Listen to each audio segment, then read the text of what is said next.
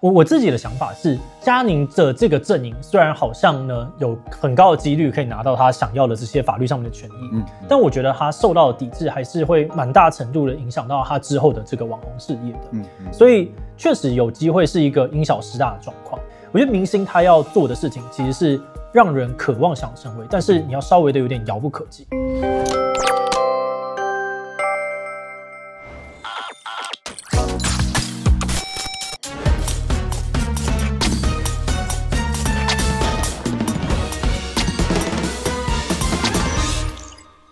Hello， 大家好，我是志祺。那又回到我们这个今天不读稿的系列哦。这个系列呢，我就不会看稿，改用聊聊的方式讨论网红圈啊、YouTube 或者网络上面的一些热门话题。今天我们要讨论的就是 Andy 老师指控佳宁跟他的妈妈的股份收益分配不太合理的这个事情。那因为 Andy 老师发那2支影片讨论真的非常多，那也有很多 YouTuber 跑出来分享他们的一些经营公司跟收益的分配的经验，这样。对。那我们今天这支影片呢，除了会聊聊自己对于这个事件的感觉也会想要借这个机会呢，进一步的去分享我们自己对于一些网红创业的更多的想法，这样子。不过在开始今天讨论之前呢，先让我们进入工商服务时间。志祺，我来帮网友问，你瘦那么多会怕复胖吗？我觉得复胖其实是一定会的，因为复胖后来我的理解就是跟压力啊，还有一些荷尔蒙的波动是有关的啦，所以我最后就是接受它就是会有一点起伏。像我年初就是很容易复胖嘛，因为尾牙啊，然后冬天啊，你的饮食比较容易吃到比较油的东西，所以它就是容易变胖。重点还是不要因此就放弃吧，反正你胖回来了，那之后认真的恢复我原本的生活，那其实就好了。那你遇到这个状况，你都怎么做？在我经过这么多年的这个来来回回之后，我现在就有一个比较适合自己的方法，然后把它叫做40-40原则。每天我都是做40分钟的走路，再加上40分钟的运动，这可能是重训或者是小跑步这种的。40-40的好处就是它是用一个最小的阻力方式运动，认真做了几个礼拜之后呢，最近这个 InBody 的数据甚至来到这个生涯的巅峰，很强我也要。你不要直接试，因为做所有的尝试之前，其实一开始还是要先了解一下你自己的荷尔蒙状态。我会比较建议你去做一个荷尔蒙的检测，你才可以抓到现在最适合你自己的方式是什么。这个东西哪里做？身边有很多人问，然后我真的都会直接推荐他们去出日，他们会针对你的状况做一些分析的检测，客制化设计你这个饮食的规划，1对1咨询啊、肌肉训练、营养品之类的。适合我的方法是不一定适合大家的，如果你自己有需求的话，强烈建议大家自己去试试看。那我会把他们的这个问卷呢放在资讯栏的地方，大家欢迎直接点击去预约。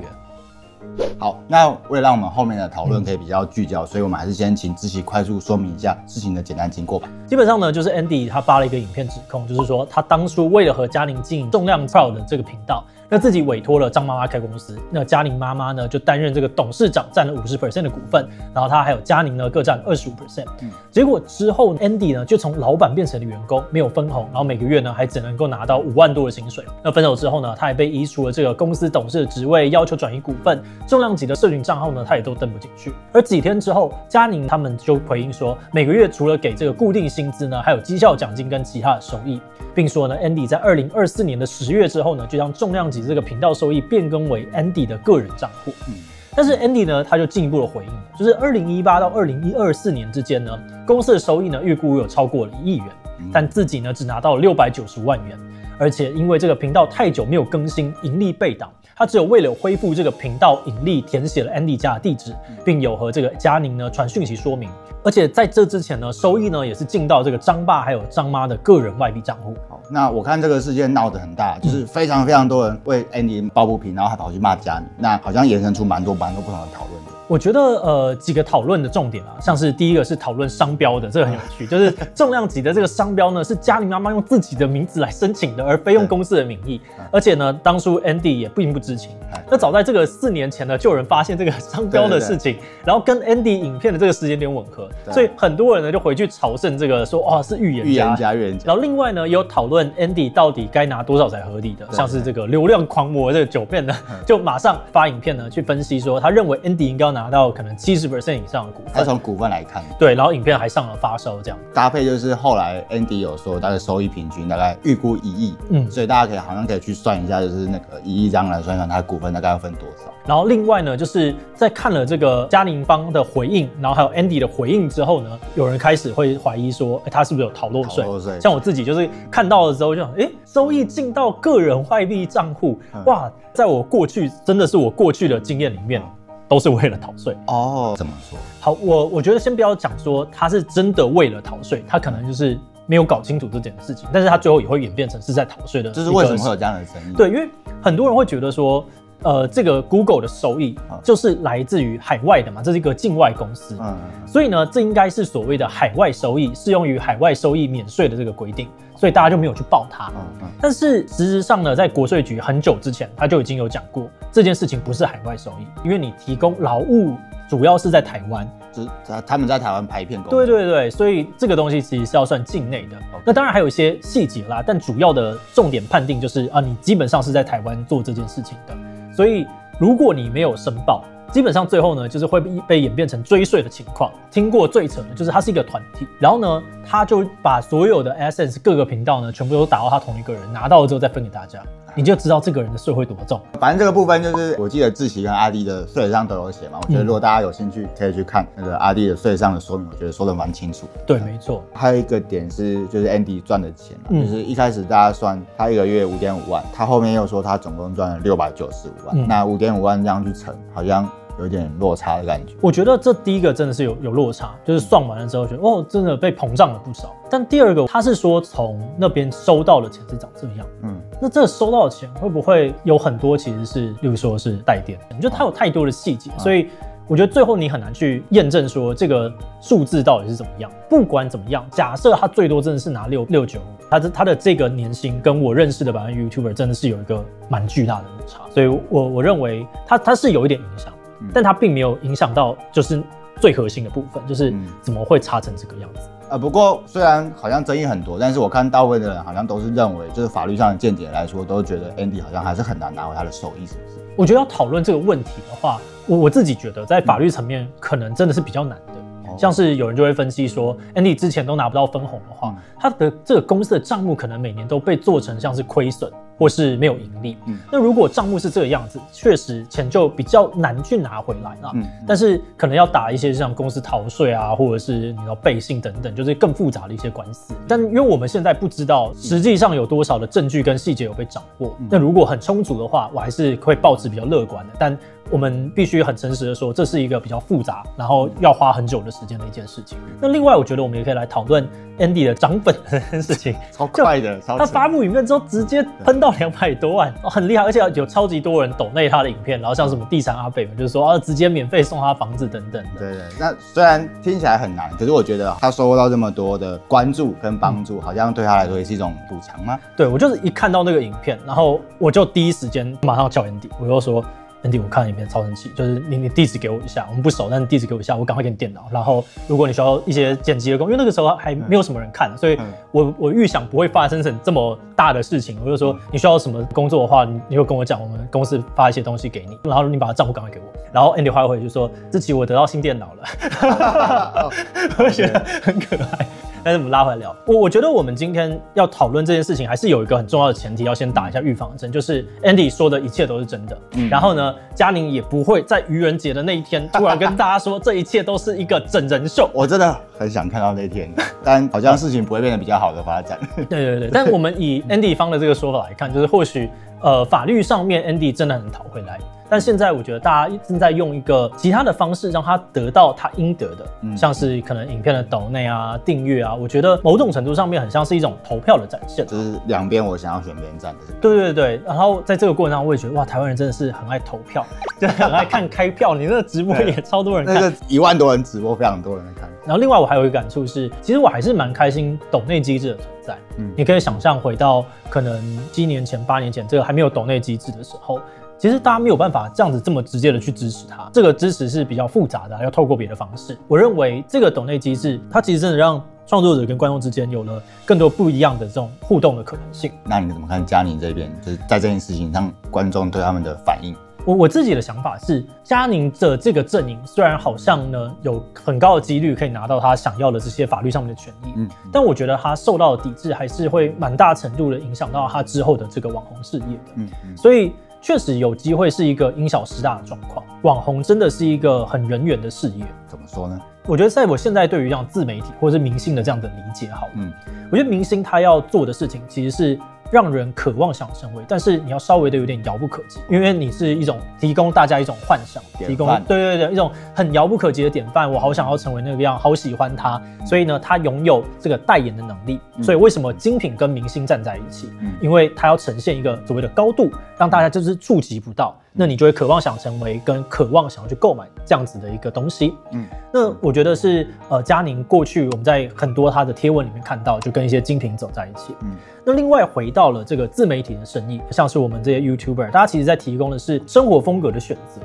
你需要让大家信任你，我相信你的生活风格是我未来想要体验的一个生活，所以我也相信你已经领先我这样子去好好想了一下说。就是说我的生活我应该要买这样子的一个抱枕，我应该要用这样子的麦克风，所以我最后也跟着这个信任，然后选择了一样的产品，那你的影响力就会很大。可是在这个事件里面，我觉得不管最后结果如何，佳宁都损失了第一个他的渴望想成为的这个样子，在这里面，对，因为精品它很多时候它需要的是一个无瑕感，然后另外呢又回到这个自媒体的这 YouTuber 的话，他的信任在这边受到很大的打击。所以在这两个事业上面，我觉得他都受到了很大程度的挑战。这个是他需要很注意的。你刚才讲了，好像我可以理解，但是我觉得好像概念上还是比较抽象的，因为有些比较细的解释，就是说比如说有什么指标来去看为什么他们需要这个样子。我觉得是因为这行有几个特色。OK， 第一个是你要成就这件事情，你其实需要非常非常长期的。所以呢，你很多事情我们当然偶尔可以尝一下，但是你其实很难尝5年、尝7年，甚至是尝到10年以上。像是重量级他们是10年的频道，所以你很难尝一辈子。第二个是跟你互动的人呢，很多都很有影响力，而且每一个人都是流量密码。所以你今天你如果出了一个负面的新闻，你人缘不好，很容易就会导致你的网红事业是整个会都出问题的。比如说九妹她认识 Andy， 那她这个时候她就可以出来分享说从她的角度认识的 Andy 是什么样子。对对对，你说新闻也可以来讲。所以我觉得网红这个生意啊，它真的很像是一个信任的圈圈。你今天你在透过不断的内容的创作也好，跟人互动的这些新闻内容也好，你不断的把你自己的影响力慢慢的一个一个又一个的变大，那最后你这个圈圈能够画到更多的人，就代表着你的这个事业能够影响更多人，然后大家是因为你的核心价值而聚集在一起的。那如果今天这个核心价值崩塌了，这个圈子就会很急剧的就缩小，那最后就会影响到你的事业。然后那个时候，你可能假设你今天你的频道已经很大了，甚至是你的生活已经习惯是那样子生活水准的时候，你瞬间一个收缩，其实就会遇到非常非常大的打击，不管是在物理上面的，或者是在这个经济上面的，甚至是心理上面的。然后能不能够继续的走下去，我觉得就是一个很大的考验。那你刚才这样讲，让我觉得好像对于网红的社会责任，好像还是真的很难避免的感觉啊。对，我觉得还是得把这件事情看作一回事。我觉得它当然会有一个过渡期，就以前一定会有，就是你懵懂无知，然后我没有把这些事情想清楚的时候，会就是做了一些就是怪怪的事情。但是随着我们越来越大，你越把这件事情看的时候，你觉得啊，我现在就是有些事情不能做，因为我们现在某种程度在赚的钱就是这个所谓的形象财。我就曾经会觉得说，哇，当一个网红好像承担这种你知道完人的责任，然后很辛苦。因为我觉得如果今天有一个人赚了非常非常多的钱，他又有极高的社会影响力，我们这个时候去要求他要有完人的责任，我觉得是偏合理的，因为我们希望说他尽可能给社会带来好的一些典范嘛。但是我自己的经验是，很多人他们并没有赚到这么多的钱，他们确实有可能有一些影响力，但是这个影响力是不是真的也还好？对，是不是真的要对应到这样子？我曾经有一个这样子的困惑啦。但是后来就是会觉得说，如果你今天你要在这一行，你要走得更长远，甚至更高，你本来其实就应该要去理解这个群众想要的是什么。就是你想要更多的影响力的话，你确实要这样做。对对对，所以像是你可能要去理解说，什么样的人是大家愿意给予这样子的影响力的，以及你是可以扛住这个形象跟期待的。你刚才讲到一个部分，就是说那个订阅就是一个投票的感觉。那这个部分可不可以再多说一点？我自己在那天是突然是洗澡洗一洗，然后就突然就好像是这种感觉，就是因为我们过去很多时候大家都会说订阅根本就没有意义了，为什么你现在要订阅？我不订阅我也可以看到你的内容啊。对啊，演算法很准嘛。然后甚至你说发烧影片有意义吗？之前就有行业内的朋友他就跟我讲说，那个发烧榜没有意义啊，因为你根本没有人点进去。主要其实大家就是看演算法提供的首页已经比这个发烧榜还厉害的时候，他就说发烧榜没有什么意义。Andy 那个影片还没有上发烧榜，但是大家都看过。对，这边我觉得可以岔题聊一下，就大家很多人会讲说，为什么他没有上发烧榜？就是大家对发烧榜应该是有个误会。发烧榜并不是你今天你的观看非常非常多，它就一定会上。发烧榜它是累积了一大堆数据之后，它被排在了一个破里面。那这边最后是有一个人工在筛选的，所以这是我知道，大概可能几年前是这样子做，但我不确定现在是不是长这样。但我认为应该是，不然的话，从数据上来看，就是这个东西一定要跑出来。那我也不会觉得说这件事情是什么很过分的事，因为如果完全按数据的话，你就会发现最后你的发布榜上面都是一些，就是会是一大堆很哈的影片。所以我觉得这个是还有存在的必要啦，这样子。那我们就拉回来，就是订阅没有意义。对，但是为什么我们还是要追逐？就可能订阅真的还是一种投票的象征。因为观众呢，或许在隐隐的投出一个未来，就是我希望可能谁有一个更好的影响力，你投给他，他基本上在商业上面会有影响力，他在传播上面会有影响力，因为这等于是在告诉 YouTube 的演算法说你想要看到什么样的内容，那这个内容会在未来影响你的价值，会影响你的行动，所以它本质上是一个很强力的赋权，你让他能够跨过很多事情直接接触你。回到自己作为一个 YouTube 频道，作为一个创作者的时候，我觉得我们也有追求这种订阅数的一个动力啦，就是让要冲高订阅，我们继续冲200万。对，还是会觉得它有它的价值在，然后我们还是要努力的让更多人来订阅我们。哦，原来你洗澡都想是这么正向的事情。我洗澡都想很多正向的事情，我都会洗澡的时候早上起加油，早上起加油，好累啊，加油。好，但我自己在听，我觉得我的想法有点不太一样。就是我觉得订阅的概念上，就是概念上来说，我觉得订阅还是一个偏无效。就是说，就是对，换个角度想，就是说，假设我们订阅更多人订阅我们，但是我们影片也不一定会被比较多人看到，这个是一点。然后另外一个就是说，我觉得以这次的事件来说，很多人在订阅 Andy 的时候，他就是抱持一个打抱不平，我想要帮他讨回他的正义，然后我就单纯就是支持他。当然我看有蛮多我网友跟观众有留言，老实说，我本来就不是他的观众，我本来不认识 Andy 老师是谁，那我之后可能也不一定会看他的影片，那这个能不能影响到他后续，就是我觉得好像还不一定。那也就是说，我认同这个投票或这个表态有这个概念，就是有支持的概念，可是我觉得把它讨论到说，我愿意把我的影响力赋予给你这件事情，我觉得解读上还是有点比较浪漫。确实，它本来就是一个浪漫的解读。对，那如果说我是 Andy， 我自己在想，我们也是就创作者的这个角色，那我也会在想说，我现在这个时候可能会有点焦虑，就是说，现在会不会是我人生的顶点了？或者说，我有没有办法把现在涌入的这些关注留下来，愿意继续看我的影片？对，那我会觉得这个部分会对创作者来说，其实也是一个压力跟挑战。对，我相信 Andy 老师他过去在做一个频道做了200多万订阅，他应该是很深刻的会知道这些事情。就现在我得到了大家的关注，但是关注永远是一时的。他能够炒像这样炒了将近1个礼拜，其实在这个社群上面已经算是很稀奇的事情，很了不起，真的是很了不起的事情。大部分通常就是3天内一定会结束，然后就甚至是2天就换一个话题，所以他一定会很算是在某种程度的战战兢兢啊，就是好，我要怎么样把这个关注给继续的延续下去。然后另外，我觉得这次会那么大的讨论，就是因为有很多的角度可以去谈这个事情，像是有的人就会去讲说，这个怎么会创业连这件事情都不知道？然后呢，也有人会讲说，哇，怎么可能有人做事这么扯，就把 Andy 的这个股份弄成这个样子？然后当下大家都过了，所以各方呢都有机会去骂另外一边，就说两边都有被骂了一个点这样子。对。那我觉得一个有趣的事情就是 ，Andy 的这件事情其实并不是个案。对，我印象很深，我们频道很早期我们就做过一支，就是讲 Gino 脖子，其实超像，就是他们分开了，那就是一个频道登不进去，然后就是在讲，就是我变成你的员工的这个事情，然后是情节超像的。没错，就是我自己的想法是在网红事业刚起步的时候，很多的人都会容易觉得自己只是一个创作者，然后就把商业的经营交给一些信任的人来处理。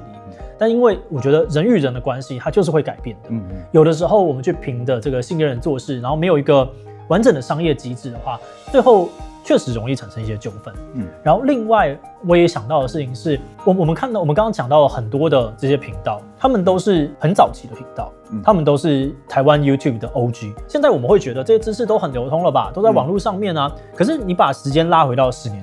年前，2014，甚至是Andy， 我记得从2011开始，那时候跟 Facebook 才刚开始在台湾，所以那个时代的资讯流通跟现在的资讯流通是不一样的。如果我们用现在有点像拿现在的刀去斩之前的人，我觉得这好像也不太对。而且人家比较早开始，有可能即使后面有这个资讯或知识，他们要回去回溯，其实也很难，也蛮尴尬的。对，它其实非常非常难的。所以确实是这些东西就是给我们的一些教训跟学习，应该还是在于说，不管是再亲密的关系，财务啊、股权、决策权这些关键事情上面，都应该事先有规划好，然后用有法律依据的文件或者是白纸黑字的把它写清楚。因为这些东西会在你当下遇到一些困境的时候，你会需要。我们还是感谢 Andy 老师的血泪示范，就是他还帮助了很多人。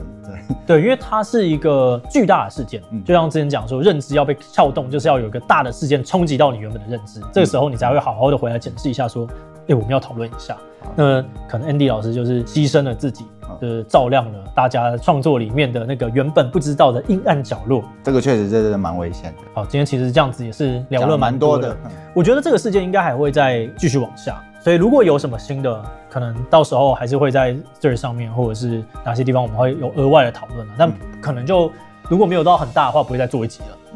好，那今天这个大家就聊到这边了。那如果大家有不同的想法呢，都欢迎可以在底下留言讨论。那最后，如果你喜欢今天的影片，欢迎分享出去。此外呢，可以点这个地方看其他相关影片。那么今天这一期就到这边告一段落，我们就明晚再见喽，拜拜。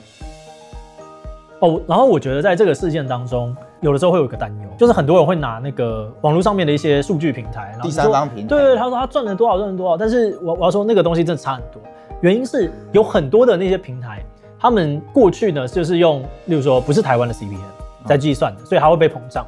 第二个是在有 Shorts 的情况之下，其实那个观看支出也是大幅的膨胀的。Shorts 的观看跟一般正片的观看是完全不同的 CPM。对，它这个流量的计算有包含到 Shorts， 但是 Shorts 的赚钱的比例不一定跟那么对，每个平台不一样嘛，但是很多时候大家会直接把它混为一谈。例如说，哇，就看到它8亿点阅，那这个8亿点阅到底是正片的8亿点阅，还是加了短影音的8亿点阅？这个东西都是要稍微再注意一下的。我自己没有很细看，但是过去我自己常常在网络上面会被别人误解的，就是哇，这一期那个观看数爆炸高，没有，我们也有很多都是 Short 少爆，不要这样子，然后觉得用那种我们一定就是爆干赚的这个角度来看我们并没有像大家想象中的那么赚。确实，那个第三方平台就是有些时候它是预估的，光看那个 YouTube 的影片好，就是一般的长影片，我们外面的那个流量数跟我们后台看其实就不一样，光这边就有差别。那对我想到很多人就是偶尔会就是说这支影片有多少人按赞、按导赞，